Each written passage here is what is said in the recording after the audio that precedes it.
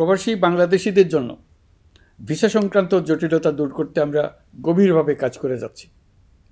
বাংলাদেশি নাগরিকদের জন্য আরব আমিরাত পুনরায় ভিসা চালু করেছে।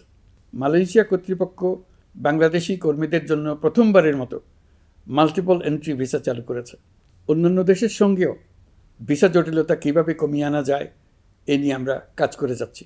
আগামী 5 বছরে জাপানে অন্তত 1 লক্ষ বাংলাদেশি তরুণদের পাঠানোর প্রস্তুতি শুরু করেছে।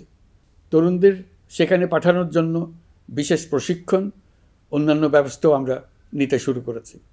এর পাশাপাশি আমরা ইতালি, দক্ষিণ কোরিয়া, সার্বিয়া সহ বিভিন্ন দেশে দক্ষ কর্মীদের পাঠানোর উদ্যোগ নিয়েছি।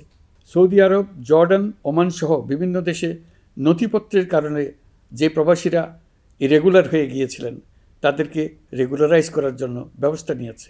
আমরা বিভিন্ন দেশের সঙ্গে বিদ্যমান চুক্তিগুলোকে পর্যালোচনা করে দেখছি যাতে আমাদের প্রবাসী ভাইবোনদের জন্য সেগুলো স্বস্তিদায়ক হয়।